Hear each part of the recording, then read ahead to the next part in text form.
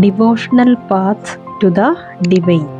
ഒരു പരമോന്നത ദൈവത്തിൻ്റെ ആശയത്തെക്കുറിച്ച് ആ കാലങ്ങളിൽ ഒരു ആശയം ഉടലെടുത്തു. ശക്തമായ രാജ്യങ്ങളുടെ ഉദയത്തിനു മുമ്പ് ആളുകൾക്ക് അവരുടെ ദേവതകളെയും ദേവന്മാരെയും ഇഷ്ടമുള്ള രീതിയിൽ ആരാധിക്കുവാൻ സ്വാതന്ത്ര്യമുണ്ടായിരുന്നുവെന്ന് മാത്രമല്ല, പട്ടണങ്ങൾ, വ്യാപാരം, സാമ്രാജ്യങ്ങൾ എന്നിവയുടെ വികാസം, നവീനമായ ആശയങ്ങളുടെ കൈമാറ്റം എന്നിവയാൽ പരസ്പരം അടുപ്പിക്കുകയും ചെയ്തു. എല്ലാ ജീവജാലങ്ങളും ജനനത്തിൻ്റെയും പുനർജന്മത്തിൻ്റെയും എണ്ണമറ്റ ചക്രങ്ങൾക്ക് വിധേയമാകുന്നുവെന്ന് പരക്കെ അംഗീകരിക്കപ്പെട്ടിരുന്നു. നല്ലതും ചീത്തയുമായ കാര്യങ്ങൾ അവർ ചെയ്യുന്നു, കൂടാതെ എല്ലാവരും ഒരേപോലെ സൃഷ്ടിക്കപ്പെട്ടവരല്ല എന്ന ചിന്തയും ഈ സമയത്ത് നിലനിന്നിരുന്നു. ഒരു കുലീന കുടുംബത്തിൽ ജനിച്ച ഒരു കുട്ടി സാമൂഹിക പദവികളോടെ ജനിച്ചു എന്നാണ് കരുതിയിരുന്നത്. ഈ ആശയങ്ങൾ സുഖകരമല്ലെന്ന് കണ്ടെത്തിയ ആളുകൾ ബുദ്ധമതം, ജൈനമതം തുടങ്ങിയ പുതിയ മതങ്ങളിലേക്ക് ആകർഷിക്കപ്പെട്ടു. നായനാരും ആഴ്വാർമാരും. ദക്ഷിണേന്ത്യയിലെ പുതിയ തരം ഭക്തി നായനാർ എന്നുള്ളത് ശിവന് സമർപ്പിതരായ സന്യാസിമാരാണ്. ആഴ്വാർ എന്നുള്ളത് വിഷ്ണുവിന് സമർപ്പിതരായ സന്യാസിമാരാണ്. അപ്പോൾ ഇത്തരത്തിൽ നായനാരും ആഴ്വാറും എന്നിവരിൽ പുലയര്, പാണർ തുടങ്ങിയ തൊട്ടുകൂടാത്തവർ ഉൾപ്പെടെ എല്ലാ ജാതികളെയും പ്രതിനിധീകരിക്കുന്ന രണ്ട് വിഭാഗമായിരുന്നു ഇവർ. ബുദ്ധമതക്കാരെയും ജൈനന്മാരെയും അവർ വിമർശിക്കുകയും ഒരാൾക്ക് ശിവനോടോ വിഷ്ണുവിനോടോ തീവ്രമായ സ്നേഹം ഉണ്ടെങ്കിൽ അവർ മോക്ഷത്തിലേക്കുള്ള പാതയിലാണെന്ന് അവർ പ്രസംഗിച്ചു. ഇത് 7 മുതൽ 9 നൂറ്റാണ്ടുകൾ വരെയുള്ള പുതിയ മതപ്രസ്ഥാനങ്ങളെ സ്വാധീനിച്ചു. യാത്ര ചെയ്യുമ്പോൾ നായനാരും ആഴ്വാർമാരും കാവ്യാത്മകമായ കൃതികൾ രചിക്കുകയും അവർ സന്ദർശിച്ച സമൂഹങ്ങളിൽ ആരാധിച്ചിരുന്ന ദേവന്മാർക്കും മറ്റും ആദരസൂചകമായി അവയെ സമർപ്പിക്കുകയും ചെയ്തു. കൂടാതെ അവർക്ക് വേണ്ടി കവിതകളും രചിച്ചു. ഭക്തി പാരമ്പര്യവും ക്ഷേത്ര ആരാധനയും തമ്മിലുള്ള ബന്ധം ശക്തിപ്പെടുത്തിക്കൊണ്ട് 10 മുതൽ 12 നൂറ്റാണ്ടുകളിൽ വിശുദ്ധ കവികൾ സന്ദർശിച്ച സ്ഥലങ്ങളിൽ ചോളപാണ്ഡ്യ രാജാക്കന്മാർ അലങ്കൃതമായ ക്ഷേത്രങ്ങൾ നിർമ്മിക്കുകയുണ്ടായി. ഇനിയും തത്വചിന്തയും ഭക്തിയെയും കുറിച്ച് പറയുകയാണെങ്കിൽ, ശങ്കര ആചാര്യർ അഥവാ ശങ്കരൻ 18-ാം നൂറ്റാണ്ടിൽ ഇന്ത്യയിലെ ഏറ്റവും പ്രധാനപ്പെട്ട തത്വചിന്തകരിൽ ഒരാളായിരുന്നു ശങ്കരൻ. കേരളത്തിലാണ് അദ്ദേഹം ജനിച്ചത്. വ്യക്തിത്വവും ബ്രഹ്മവും ഒന്നു തന്നെയാണ് എന്നും ആത്യന്തികമായ ഒരേ ഒരു യാഥാർത്ഥ്യമേ ഉള്ളൂ എന്നും വിശ്വസിക്കുന്ന അദ്വൈത ചിന്താധാരയെ അദ്ദേഹം പ്രോത്സാഹിപ്പിച്ചു. ബ്രഹ്മത്തിൻ്റെ കേവല സ്വഭാവവുമായി താരതമ്യം ചെയ്യുമ്പോൾ ലോകം ആപേക്ഷികമാണെന്ന് അദ്ദേഹം വിശ്വസിച്ചു. ലോകം ഒരു മിഥ്യയോ മായയോ ആണെന്ന് വിശ്വസിച്ച് ബ്രഹ്മത്തിൻ്റെ യഥാർത്ഥ സ്വഭാവം മനസ്സിലാക്കാനും മോക്ഷം നേടാനും ലോകത്തെ ത്യജിക്കുന്നതിനും അറിവിൻ്റെ പാത്രം സ്വീകരിക്കുന്നതിനും വേണ്ടി അദ്ദേഹം വാദിച്ചു. രാമാനുജൻ. തമിഴ്നാട്ടിൽ 11-ാം നൂറ്റാണ്ടിലാണ് രാമാനുജൻ ജനിച്ചത്. ആഴ്വാർമാർ അദ്ദേഹത്തെ പ്രോത്സാഹിപ്പിച്ചു. വിഷ്ണുവിനോടുള്ള തീവ്രമായ ഭക്തി മോക്ഷത്തിലേക്ക് നയിക്കുമെന്ന് അദ്ദേഹം അവകാശപ്പെട്ടു. പരമോന്നത ദൈവവുമായി ഐക്യപ്പെടുമ്പോഴും ആത്മാവ് വ്യതിരിക്തമായി നിലകൊള്ളുന്നുവെന്ന് പ്രസ്താവിക്കുന്ന വിശിഷ്ട അദ്വൈത അല്ലെങ്കിൽ യോഗ്യതയുള്ള ഏകത്വം എന്ന സിദ്ധാന്തം അദ്ദേഹം മുന്നോട്ട് വച്ചു. ഉത്തരേന്ത്യയിൽ പിന്നീട് വികസിച്ച ഭക്തിയുടെ പുതിയ ശാഖയിൽ രാമാനുജ തത്വചിന്ത ഗണ്യമായ സ്വാധീനം ചെലുത്തി. ബസവണ്ണയുടെ വീരശൈവമതം.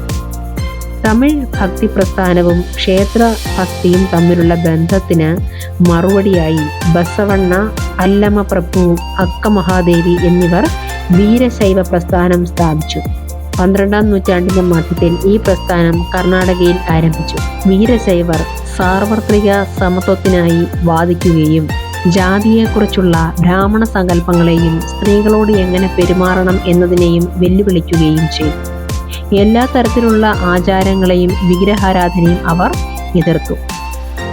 മഹാരാഷ്ട്രയിലെ സെയിൻസിനെ കുറിച്ച് നോക്കുകയാണെങ്കിൽ 13-ാം നൂറ്റാണ്ടിനും 17-ാം നൂറ്റാണ്ടിനും ഇടയിൽ മറാത്തി ഗാനങ്ങൾ ആലപിക്കുകയും ധാരാളം ആളുകളെ പ്രചോദിപ്പിക്കുകയും ചെയ്ത നിരവധി വിശുദ്ധ കവികളുടെ ആസ്ഥാനമായിരുന്നു മഹാരാഷ്ട്ര. ജ്ഞാനേശ്വർ, നാംദേവ്, ഏകനാഥ്, തുക്കാറാം, സഖുബായി തുടങ്ങിയ സ്ത്രീകളും തൊട്ടുകൂടാത്ത മഹർ ജാതിയിൽപ്പെട്ട ചൊഖാമേലയുടെ കുടുംബവും അവരിൽ ഏറ്റവും പ്രധാനപ്പെട്ടവരായിരുന്നു. ഈ വിശുദ്ധ കവികൾ എല്ലാ ആചാര അനുഷ്ഠാനങ്ങളും ഭക്തിയുടെ പൊതു പ്രദർശനങ്ങളും ജനത്തെ അടിസ്ഥാനമാക്കിയുള്ള വർഗവ്യത്യാസങ്ങളും നിരസിച്ചു. അടുത്തത് നാഥപന്തിമാർ, സിദ്ധന്മാർ, യോഗികൾ തുടങ്ങിയവരെ കുറിച്ച് നോക്കാം. ഈ കാലഘട്ടത്തിൽ നിരവധി പുതിയ മതപ്രസ്ഥാനങ്ങൾ സ്ഥാപിത മതങ്ങളുടെ ആചാര അനുഷ്ഠാനങ്ങളെയും സാമൂഹിക ഘടനയെയും നേരായ യുക്തി ഉപയോഗിച്ച് എതിർത്തു. നാഥപന്തിമാരും സിദ്ധ ആചാര്യന്മാരും യോഗികളും അവരിൽ നിന്നും വേറിട്ട് നിന്നു. ധ്യാനം, ശ്വസന വ്യായാമങ്ങൾ, യോഗ ആസനങ്ങൾ എന്നിവയുൾപ്പെടെയുള്ള കഠിനമായ മാനസികവും ശാരീരികവുമായ പരിശീലനത്തിലൂടെ നേടിയെടുക്കാവുന്ന ലോകത്യാഗത്തെ അവർ പ്രോത്സാഹിപ്പിച്ചു. ഇസ്ലാമും സൂഫിസവും. സൂഫികൾ മിസ്റ്റിസിസം അനുഷ്ഠിച്ചിരുന്ന മുസ്ലിങ്ങളായിരുന്നു. അവർ പ്രത്യക്ഷമായ മതവിശ്വാസത്തെ നിരാകരിക്കുകയും ദൈവത്തോടുള്ള സ്നേഹത്തിനും ഭക്തിക്കും ഒപ്പം മറ്റെല്ലാ ആളുകളോടും സഹാനുഭൂതിയിൽ ഊന്നൽ നൽകുകയും ചെയ്തു. മുസ്ലിം പണ്ഡിതന്മാർ സൃഷ്ടിച്ച ഒരു വിശുദ്ധ നിയമമാണ് ശരീഅത്ത്. 11-ാം നൂറ്റാണ്ടിന്റെ തുടക്കത്തിൽ മധ്യേഷ്യൻ സൂഫികളുടെ ഗണ്യമായ കുടിയേറ്റം ഹിന്ദുസ്ഥാനിൽ കണ്ടു. ഡൽഹി സുൽത്താനേറ്റ് സ്ഥാപിതമായതോടെ ഉപഭൂഖണ്ഡത്തിലുടനീളം സുപ്രധാനമായ നിരവധി സൂഫി കേന്ദ്രങ്ങൾ ഈ പ്രക്രിയയെ ശക്തിപ്പെടുത്തി. ഒരു മാസ്റ്ററുടെയോ പിറിന്റെയോ നേതൃത്വത്തിൽ അവർ സിക്ർ അല്ലെങ്കിൽ നാമം അല്ലെങ്കിൽ പവിത്രമായ പദപ്രയോഗങ്ങൾ, ധ്യാനം, സാമം, ആലാപനം, റാക്ക്, നൃത്തം, ഉപമകളുടെ ചർച്ച, ശ്വസന നിയന്ത്രണം മുതലായവ ഉപയോഗിച്ച് വിപുലമായ പരിശീലന വിദ്യകൾ വികസിപ്പിച്ചെടുത്തു. ഉത്തരേന്ത്യയിലെ പുതിയ മതവികസനത്തെക്കുറിച്ച് നോക്കുകയാണെങ്കിൽ ഉത്തരേന്ത്യയിൽ 13-ാം നൂറ്റാണ്ടിന് ശേഷമുള്ള വർഷങ്ങളിൽ ഭക്തി പ്രസ്ഥാനം ഒരു പുതിയ ഉയർച്ച അനുഭവിച്ചു. എല്ലാ പരമ്പരാഗത മതങ്ങളെയും കബീറും ബാബ ഗുരുനാനാക്കും നിരസിച്ചു. എന്നിരുന്നാലും ഈ ആചാരങ്ങളും വിശ്വാസങ്ങളും എല്ലാവർക്കും ലഭ്യമാക്കാൻ തുളസീദാസും സൂർദാസും ആഗ്രഹിച്ചു. തുളസീദാസ് രാമനെ ദൈവമായി സങ്കല്പിച്ചു. കിഴക്കൻ ഉത്തർപ്രദേശിൽ സംസാരിക്കുന്ന ഭാഷയായ അവധിയിലാണ് തുളസീദാസിന്റെ സാഹിത്യകൃതിയും. അദ്ദേഹത്തിന്റെ ഭക്തിയുടെ പ്രകടനവുമായ രാമചരിതമാനസ് എഴുതിയിരുന്നതും അവധിയിലാണ്. കൃഷ്ണന്റെ കടുത്ത അനുയായിയായിരുന്നു സൂർദാസ്. സുർസാഗർ, സൂർ സരാവലി, സാഹിത്യലഹരി എന്നിവയിൽ ശേഖരിച്ച അദ്ദേഹത്തിന്റെ കൃതികൾ അദ്ദേഹത്തിന്റെ ഭക്തി പ്രകടമാക്കുന്നു.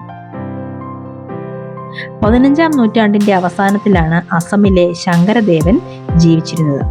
വിഷ്ണു ഭക്തിക്ക് ഊന്നൽ നൽകിയ അദ്ദേഹം ആസാമീസിൽ നാടകങ്ങളും കവിതകളും എഴുതി. നാമകാരങ്ങൾ അല്ലെങ്കിൽ പ്രാർത്ഥനയുടെയും പാരായണത്തിന്റെയും സ്ഥലങ്ങൾ അദ്ദേഹം ആരംഭിച്ചു. ഇന്നും അത്തരത്തിലുള്ള സ്ഥലങ്ങൾ പലരും നിർമ്മിക്കുന്നുണ്ട്.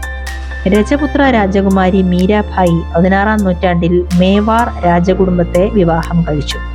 തൊട്ടുകൂടാത്ത ജാതിയിൽ നിന്നുള്ള സന്യാസിയായ രവിദാസിന്റെ അനുയായിയായി മീരാഭായി മാറി. കൃഷ്ണനോടുള്ള അവളുടെ അചഞ്ചലമായ ഭക്തി പ്രകടിപ്പിക്കുന്ന എണ്ണമറ്റ ഭജനകൾ അവർ എഴുതി.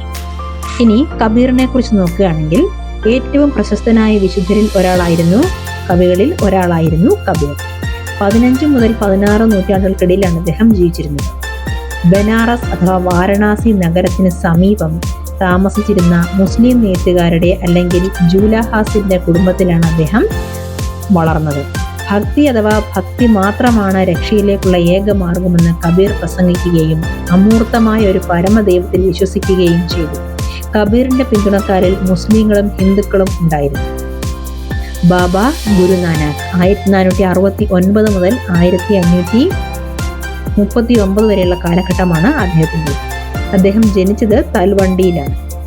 നങ്കാന സാഹിബ് ഇന്നത്തെ പാകിസ്ഥാനുള്ള സ്ഥലമാണ് അത്. കർത്താർപൂരിൽ ഒരു കേന്ദ്രം സ്ഥാപിക്കുന്നതിന് മുമ്പ് അദ്ദേഹം ധാരാളം യാത്രകൾ ചെയ്തു.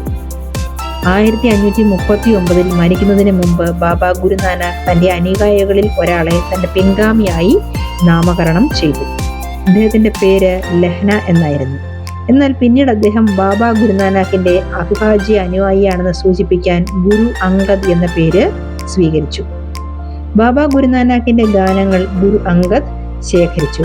അദ്ദേഹം തന്റെ സ്വന്തം ഗാനങ്ങൾ ഗുരുമുഖി എന്നറിയപ്പെടുന്ന ഒരു പുതിയ സ്ക്രിപ്റ്റിൽ ചേർത്തു. 17-ാം നൂറ്റാണ്ടിന്റെ ആരംഭത്തോടെ സുവർണ ക്ഷേത്രം ഹർമന്ദിർ സാഹിബ് എന്നറിയപ്പെടുന്ന ഗുരുദ്വാരയ്ക്ക് ചുറ്റുമായിട്ടാണ് അമൃത്സർ എന്നുള്ള പട്ടണം വളർന്നു വന്നത്.